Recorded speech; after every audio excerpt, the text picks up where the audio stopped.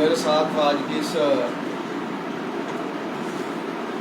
Press conference में उपस्थित मेरे सभी साथी, सम्मानीय विधायकगण, पूर्व विधायक और पार्टी के जिला के अध्यक्ष और उनके साथी पदाधिकारी मित्र, उनके साथ साथ मेरे इस जिला हमीरपुर के अलग अलग मीडिया घरानों से जुड़े हुए हमारे प्रिंट मीडिया के पत्रकार साथी, इलेक्ट्रॉनिक मीडिया के पत्रकार साथी और अलग अलग अपने चैनल हम सब लोग चलाते हैं समाज के अंदर, उनके सभी आए हुए मेरे मित्र साथियों, मैं पार्टी की ओर से और तमाम बैठे हुए कार्यकर्ताओं की ओर से, अपने लीडर साहबान की ओर से मैं आप सबका हार्दिक स्वागत करता हूँ, हार्दिक अभिनंदन करता हूँ। आप सब लोग जानते हैं, आज से 11 वर्ष पूर्व हिंदुस्तान के अंदर हिंदुस्तान की जनता ने माननीय नरेंद्र मोदी जी और भारतीय जनता पार्टी और उनके अलायंस के ऊपर विश्वास करते हुए 30 सालों के बाद एक बहुत बड़ा भूतपूर्व विश्वास 2014 में नरेंद्र मोदी जी के प्रति व्यक्त किया था। 30 सालों के बाद गवर्नमेंट एक पार्टी की उस समय बनी थी, जिसमें हमने अलायंस को शामिल करके एनडीए के नाम से गवर्नमेंट चलानी शुरू की थी। नरेंद्र मोदी जी उसके प्रधानमंत्री बने। जिस समय मोदी जी प्रधानमंत्री बने, आप सब लोग जानते हैं, इस देश के अंदर उससे पूर्व में कांग्रेस पार्टी 10 साल सरदार मनमोहन सिंह जी के नेतृत्व में राज करके हटी थी। उन 10 सालों के अंदर किस तरह का शासन इस देश के अंदर रहा, उसको आप सब लोग भी जानते हैं, इस देश की जनता भी जानती है। किस तरह से उस समय देश के अंदर आंतरिक सुरक्षा की प्रॉब्लम थी, नक्सलवाद से लेकर के आतंकवाद तक।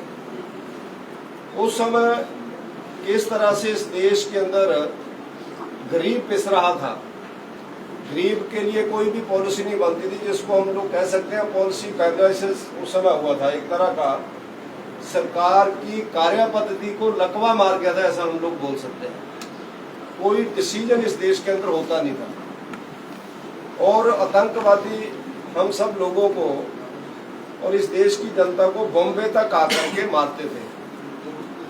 आतंकवादी पूरे देश के अंदर उस समय बम ब्लास्ट करते थे।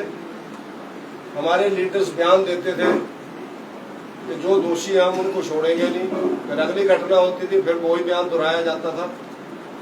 इस तरह सुन सुन के जनता परेशान होती थी। ऐसे मौके के ऊपर इस देश के अंदर नरेंद्र मोदी जी का राष्ट्रीय राजनीति में एंट्रेंस हुई, जनता के आशीर्वाद से, आप सब लोगों के प्रभाव से। उसके बाद जो इस देश के अंदर घटित हुआ या चल रहा है, उसके बारे में भारतीय जनता पार्टी जिस तरह से जगह जगह के ऊपर अपना रिपोर्ट कार्ड लेकर के 5 साल के बाद भी जनता के बीच जाती है, आज हम आपके बीच में, जनता के बीच में, आपके माध्यम से नरेंद्र मोदी जी के 11 वर्षों का रिपोर्ट कार्ड लेकर के आपके बीच में आ रहे हैं। तो नरेंद्र मोदी जी ने सत्ता संभाली, अनेकों लोगों ने कई तरह के कमेंट भी उस समय कांग्रेस के लोगों ने किए, उस समय मैं उस पर नहीं जाना चाहता। लोगों ने कहा जो गुजरात नहीं है, देश है, देश को कैसे चलाएंगे, विदेश नीति जानते नहीं है, ऐसे कई तरह के कमेंट्स आए। लेकिन अब मैं हर विषय के ऊपर आपके ध्यान में चीजें लाना चाहूंगा। जो कांग्रेस लंबे समय से गांव और गरीब की बात करते हुए देश के अंदर शासन करती रही, गरीबी हटाओ के नारे देती रही, नरेंद्र मोदी जी ने इस 11 सालों के अंदर बताया कि गरीब की सेवा कैसे होती है। ये पहला हमारा एक विषय है, गरीबों की सेवा, वंचितों का सम्मान, ऐसा हम लोग बोल सकते हैं। उसमें प्रधानमंत्री नरेंद्र मोदी जी देश के अंदर आज गरीबी रेखा से नीचे जो लोग हैं, गरीब लोग हैं, उन लोगों में 81 करोड़ लोगों को मुफ्त में अनाज दे रहे हैं। पूरे विश्व की जो सबसे बड़ी अन्न योजना है पूरे विश्व की, यानी गरीब को कैसे भूखमरी से बचाया जा सकता है या उसको गरीबी से बाहर कैसे निकाला जा सकता है, ये पहला प्रयास नरेंद्र मोदी जी का चल रहा है, जिसके अंतर्गत लगभग हिमाचल प्रदेश में भी 28.44 लाख लोगों को मुफ्त में अनाज मिलता है। 75 लाख में से 28 लाख लोगों को। इसी तरह से देश के अंदर मकान नहीं थे लोगों के, आप सब लोग जानते हैं, हम तो उस प्रदेश के लोग हैं जिसके अंदर पशु के लिए भी पशुशाला है, लेकिन देश के अंदर ऐसी जगहें थी जहां गांव और गरीब व्यक्ति ये नहीं बता सकता था उसका मकान कहाँ है, रहता कहाँ है। मोदी जी ने दूसरा निर्णय लिया, हर व्यक्ति को मकान देंगे, तो उसके नाते आज तक 4 करोड़ लोगों को मकान का पैसा दिया जा चुका है, जो कांग्रेस या अन्य सरकारों के जितने भी शासनकाल हुए उससे ज्यादा है, जितने भी शासनकाल हुए। उसके साथ साथ पानी की समस्या, पीने वाला पानी लोगों को कैसे पहुंचे, तो पीने वाले पानी के लिए जल जीवन मिशन के अंतर्गत हिंदुस्तान के अंदर बहुत बड़ी एक योजना, लगभग 3 लाख करोड़ रुपए से ज्यादा बजट, जिसका बजट सेशन जो हमारा हुआ था मोदी जी के दूसरे कार्यकाल का, उसमें रखी गई थी। तो उसके माध्यम से हिंदुस्तान के अंदर 100% घरों में हम लोग पानी देंगे, गवर्नमेंट के खर्चे से पाइप पहुंचाएंगे। तो हिमाचल प्रदेश के अंदर भी लगभग 7.5 लाख जो कनेक्शन थे पानी के थे उससे पहले, लेकिन नरेंद्र मोदी जी के इस कार्यकाल में 8.5 लाख से ज्यादा, जयराम ठाकुर जी की जिस समय गवर्नमेंट थी, 8.5 लाख से ज्यादा कनेक्शन उस समय हिंदुस्तान के अंदर घरों, हिमाचल प्रदेश के अंदर घरों के अंदर दिए गए। पूरे देश के अंदर जल जीवन मिशन से लोगों को पाइप्स पहुंचाएगी घरों तक बिना किसी खर्चे से। उससे पहले क्या होता था आप जानते हैं, आप नलका लगाने जाते तो वो बोलते थे इतना पैसा जमा कराओ, पाइप हमारे पास नहीं है। ये स्थिति थी पूरे देश के अंदर। उसके बाद प्रधानमंत्री सुरक्षा बीमा योजना के अंतर्गत लगभग 51 करोड़ लोगों को सुरक्षा का कवरेज दिया गया, 51 करोड़, जिसमें से 10 लाख हिमाचल प्रदेश के अंदर है लोगों का। ऐसे अलग अलग चीजें गरीबी को हटाने के लिए, गांवों गरीब को हटाने के लिए की गई।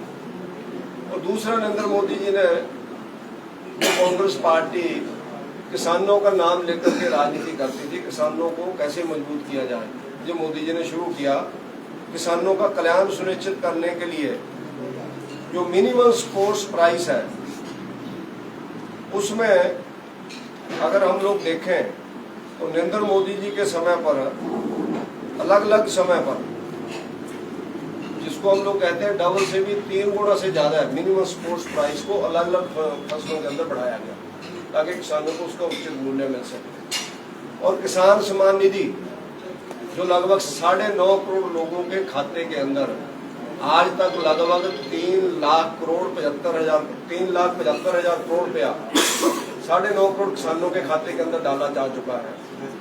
उससे पहले कभी भी किसानों के अकाउंट के अंदर किसी ने 3 रुपए भी नहीं डाले थे आज तक, जो बड़ी किसानों की बातचीत करते हैं, 3.5 लाख करोड़। और उसी तरह से किसान सम्मान निधि के साथ साथ अगर हम लोग देखेंगे, हिमाचल प्रदेश के अंदर 8 लाख किसानों को जो पैसा मिल रहा है। और उसके साथ साथ प्रधानमंत्री फसल बीमा योजना के तहत पूरे हिंदुस्तान के अंदर 1.75 लाख करोड़ रुपया किसानों की फसल बर्बाद होने के ऊपर जो बीमा जिन्होंने करवाया था, उन लोगों को 2.25 लाख करोड़ रुपया नरेंद्र मोदी जी की गवर्नमेंट ने पे किया।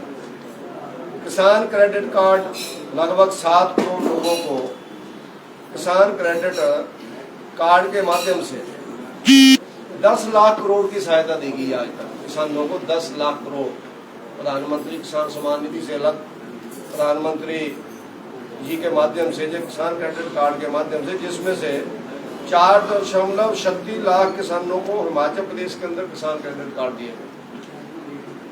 और इसी तरह अगर हम लोग आगे बढ़ेंगे तो हमारे ध्यान में आएगा, हेल्थ हमारे देश के अंदर बहुत बड़ी एक समस्या थी जो आज भी बनी हुई है। अनेकों जगह अगर आप लोग देखेंगे, आज भी आदमी बिना इलाज से कई बार अपनी जान गंवा देता है।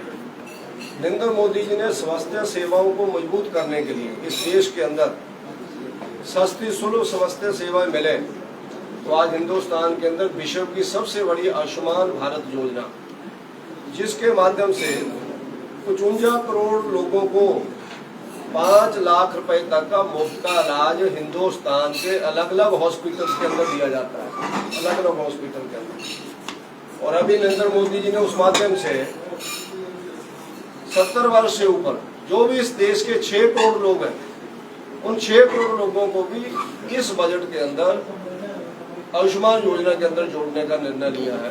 जो हिंदुस्तान की सबसे बढ़िया हेल्थ कवरेज स्कीम, विश्व की सबसे बड़ी हेल्थ कवरेज स्कीम है, जिसके अंदर इतने लोग प्रभावित हो रहे हैं, लगभग 55 करोड़ से ज्यादा है, जिसमें हिमाचल प्रदेश के अंदर भी 13.27 लाख कार्डधारी आयुष्मान योजना के अंतर्गत, यानी 13 लाख हिमाचल प्रदेश के लोग भी हैं इसमें, 13.5 लाख। और दूसरा, आप सब लोग जानते हैं कोरोना के समय पर 220 करोड़ लोगों को टीकाकरण किया गया।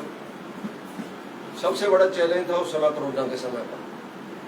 कुछ लोग तो कल्पना कर रहे थे उस समय अपनी तुच्छ राजनीति के कारण के हिंदुस्तान के अंदर कोई ऐसी भगदड़ मचे जिससे नरेंद्र मोदी जी बदनाम हो, लेकिन बड़े ढंग से उन्होंने उसको कंट्रोल किया। जिस देश के अंदर अमेरिका, रशिया, जर्मनी, फ्रांस की तरफ नजर दौड़ाई जाती थी, कोई टीका बनाए तो हमें दे, उस देश के मेडिकल साइंटिस्ट ने नरेंद्र मोदी जी के सहयोग से, उनके जिसको कहते हैं बिल्कुल लगाव के कारण, 2 बार उस लैब के अंदर गए जहां टीके बनने थे। मोदी जी ने खुद विजिट किया कि भैया हमको अपने टीका बनाना था। एक टीका नहीं, इस देश के अंदर 2 टीकों का निर्माण हुआ, जो विश्व के अंदर दूसरी तरफ देखने वाले हम लोग थे, लेकिन हमने अपना ही टीके का निर्माण करके 220 करोड़ लोगों को टीका लगाया, जिसके कारण हमारे देश के अंदर लोगों की जान बची। बहुत बड़ा टीका अभियान विश्व का इतना बड़ा था, यूरोपियन कंट्री की सारी पॉपुलेशन के बराबर, 15 कंट्रियों के बराबर पॉपुलेशन है हमारी, जितनी यूरोपियन कंट्री है। तो उनको टीकाकरण अभियान के अंतर्गत 100% टीकाकरण हुआ। और आज देश के अंदर आप लोग देखते हैं 23 एम्स चल रहे हैं और 2045 मेडिकल कॉलेज है। जिस समय मोदी जी आए थे तो सिर्फ 6 एम्स थे इस देश के अंदर। छोटा से हिमाचल प्रदेश को भी एम्स मिला बिलासपुर के अंदर।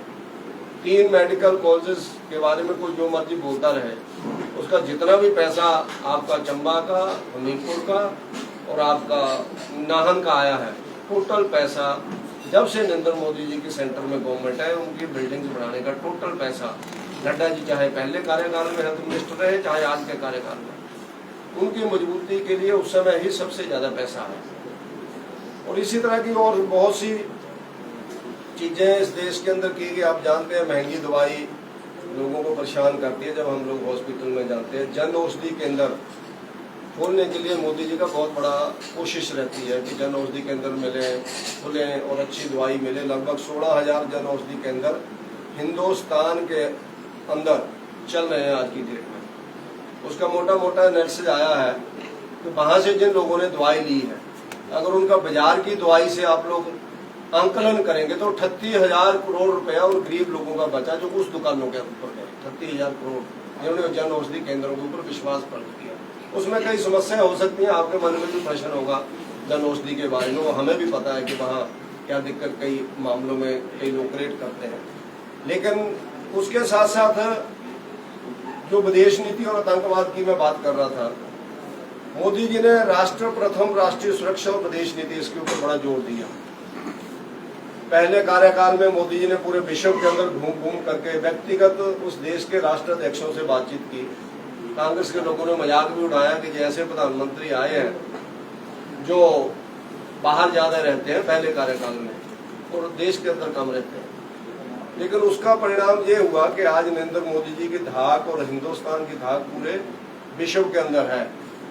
लोकप्रिय नेताओं की एनालिसिस जब होता है, विश्लेषण होता है, तो नरेंद्र मोदी जी विश्व के प्रथम पंक्ति में प्रथम नेता के रूप में खड़े होते हैं आज। और उसके कारण आप लोग देखते होंगे इस देश के अंदर कई समस्याएं थी, आंतरिक और बाहरी सुरक्षा की दृष्टि से। आंतरिक जिसका मैंने आपके ध्यान में लाया, धारा 370 हम सबके लिए एक इमोशनल विषय था, जो इस विचार को अंगीकार करके चलते हैं। 35 से हमसे नारे लगाए जाते थे, कश्मीर से कन्याकुमारी तक है, लेकिन तुम्हारा अम्बेडकर जी का बनाया हुआ संविधान वहां लागू नहीं होता था। शेड्यूल कास्ट के लिए रिजर्वेशन नहीं थी, ना MP में ना MLA में, ना नौकरियों में, ना एडमिशन में, ना ट्राइबल के लिए थी, कुछ नहीं था। धारा 370 को हटा के और 35 को हटा के नरेंद्र मोदी जी ने लगे हुए इस कलंक को मिटाया। और उसी के साथ साथ अगर आप लोग देखेंगे ऑपरेशन सिंदूर जो भी हुआ, जैसा मैं बोल रहा था, आतंकवाद में बयान दिए जाते थे, बयान के बाद होता कुछ नहीं था। तो मोदी जी ने जो स्थिति आज पैदा की है, इस देश के अंदर अगर घटना घटती है तो लोगों को पूर्ण विश्वास है कि उसका पक्का उत्तर लिया जाएगा।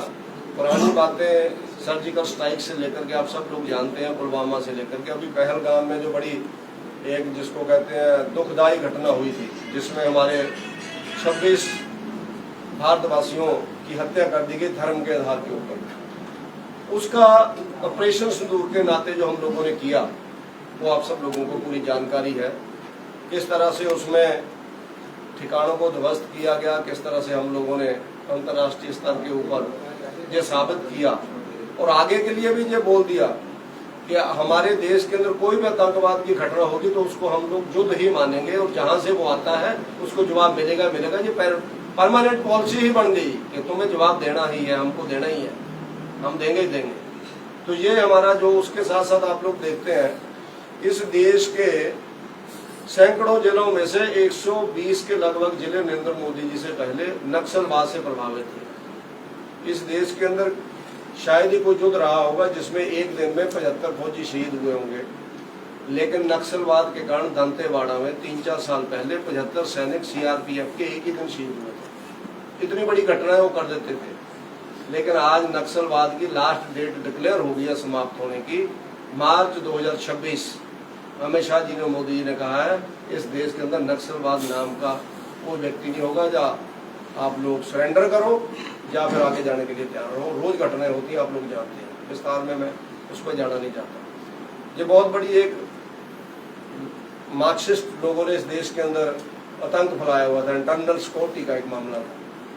और उसके साथ साथ हमारे देश के अंदर जो हमारा हम लोग बाहर से हथियार खरीदते थे, आज हम लोग हथियार बेचने वाली कंट्री बनी है। मेक इन इंडिया के अंतर्गत आज देश के अंदर अलग अलग तरह के हथियार बन रहे हैं। उन हथियारों का हम लोगों ने जिसको कहते हैं परीक्षण भी कर लिया इस छोटे से कार्यकाल में, सिंदूर के अंतर्गत ऑपरेशन सिंदूर में वो सफल हुए हैं सारे के सारे, ब्रह्मोस से लेकर के सारी चीजें। आने वाले टाइम में इसके कारण हमें विश्व से जिसको कहते हैं कि हथियार खरीदने वाले नहीं हम बनेंगे, हम हथियार बेचने वाले बन रहे हैं। ये नरेंद्र मोदी जी की उपलब्धि है, 11 वर्षों की इस देश के अलग अलग साइंटिस्ट की उपलब्धि है। उसके साथ साथ अगर आप लोग देखेंगे कि हम विश्व के अंदर एक वैश्विक आर्थिक महाशक्ति के रूप में आगे बढ़ रहे हैं। हम लोग जब मोदी जी आए थे तो 11वें नंबर पे थे अर्थव्यवस्था में विश्व के अंदर जो कंट्रियों की रैंकिंग होती है। कुछ दिन पूर्व भी हम लोग 4थी रैंकिंग के अंदर हिंदुस्तान आज पहुंच गया है। हमसे आगे जो कंट्रियां हैं हम मान करके चलते हैं कि इस देश के अंदर इसी तरह का नीतियां चलती रही, इस देश के अंदर इस देश की जनता ने अगर लंबे समय तक भारतीय जनता पार्टी को इसी तरह से आशीर्वाद रखा तो वो दिन भी आएगा 2047 जिसका टारगेट मोदी जी ने रखा है कि हम विकसित राष्ट्र के रूप में पूरे विश्व में सीना तान करके खड़े होंगे। विकासशील नहीं, विकसित राष्ट्र के रूप में हमें लोग बनेंगे। तो 2047 तक जो हम लोगों ने ड्राफ्ट तैयार किया है, नरेंद्र मोदी जी ने तैयार किया है, उस समय जो प्रधानमंत्री होगा इसी तरह पॉलिसी अगर चलती रही तो हम लोग एक अमीर राष्ट्र के रूप में आगे बढ़ेंगे। और उस तरह से आप लोग देखते हैं कि अलग अलग योजनाएं नरेंद्र मोदी जी ने पूरे हिंदुस्तान के अंदर चलाई है। मेक इन इंडिया का बहुत बड़ा प्रभाव हिंदुस्तान के अंदर चल रहा है। और ऐसे ही जो हम लोग देखते हैं नारी शक्ति के लिए हम सब लोगों ने अलग अलग आपने देखे होंगे रूप मोदी जी के गवर्नमेंट के बाद महिलाएं बहनें हमारी किसी भी फील्ड में हैं, साइंटिस्ट हैं, चाहे अंतरिक्ष में जा रहे हैं, चाहे 26 जनवरी की परेड है, चाहे अभी अभी जो हमारा ऑपरेशन सिंदूर था उसमें 2 बहनों ने जो उसमें ब्रीफिंग थी सारी मिलिट्री के काम की, वो हमारे देश की 2 बहनों ने टीवी के सामने आकर के उस ब्रीफिंग को दिया, जिससे महिलाओं के अंदर जिसको कहते हैं level of confidence, Narendra Modi ji के आने के बाद नारी शक्ति के सम्मान के लिए अलग अलग योजनाएं नरेंद्र मोदी जी ने इस देश के अंदर शुरू की, जिसका उदाहरण हम लोग जैसा मैंने बताया 26 जनवरी की परेड में भी देखते हैं। प्रधानमंत्री मातृ वंदना योजना के अंतर्गत भी हम लोग देख रहे हैं, और मातृ अवकाश को 12 हफ्ते से बढ़ा करके 26 का जो किया मैटरनिटी लीव, उसमें हम लोग देखते हैं। इसी तरह से महिलाओं को मजबूत करने के लिए आज आप लोग देख रहे हैं, हम लोग एमएलए हैं बैठे हुए, कुछ एक्शन कर रहे हैं। आने वाले टाइम में आपको वर्तमान महिला एमएलए या पूर्व महिला एमएलए आपको मिलेंगी जहाँ 33% जो नरेंद्र मोदी जी ने किया। महिलाओं को 33% आरक्षण विधानसभाओं और लोकसभा के अंदर जो नरेंद्र मोदी जी लेकर के आए, जो लंबे समय से डिमांड थी। इसी तरह से हिंदुस्तान के अंदर हमारी जो मुस्लिम महिलाएं हैं,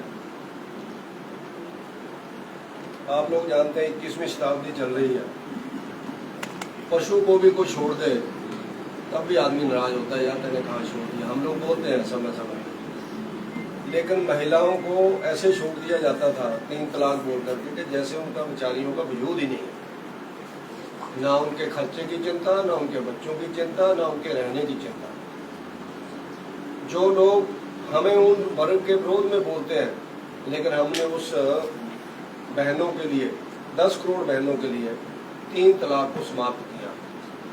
और जो अपने आप को प्रोग्रेसिव बोलते हैं, कम्युनिस्ट जो अपने आप को प्रोग्रेसिव बोलते हैं, तथा कथित सो कॉल्ड इंटेलेक्चुअल्स कांग्रेसी, ये सब लोग उन 3 तलाक के समर्थन में थे।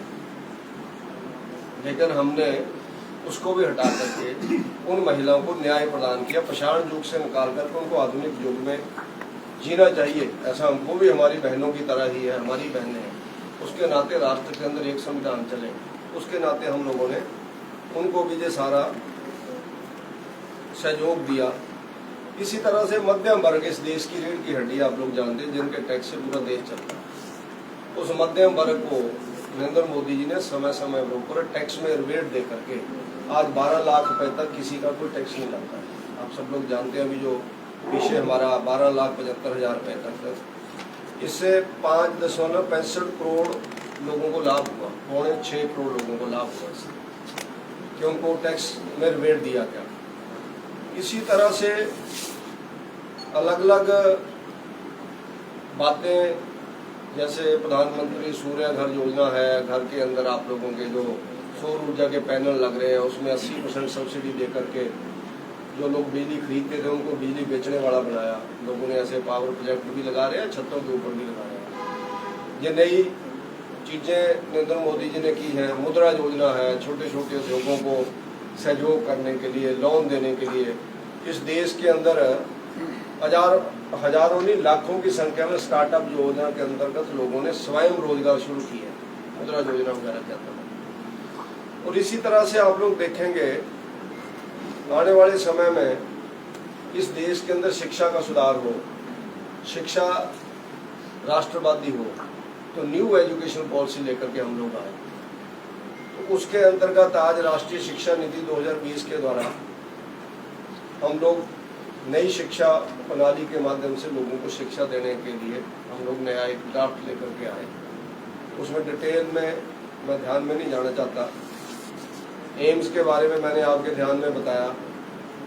ऐसे ही स्कूलों के अंदर शिक्षा के अंदर प्रधान PM श्री योजना लगभग 14,500 स्कूलों को 1 करोड़ से लेकर के 3.5 पौने 4 करोड़ रुपए तक पैसा दिया पूरे देश के अंदर, ताकि स्कूलों की स्थिति सुधरे। आपके जिला के अंदर भी ऐसे PM श्री स्कूलों के लिए पैसा आया होगा, तो पिछले हफ्ते डिक्लेयर हुआ है स्कूल।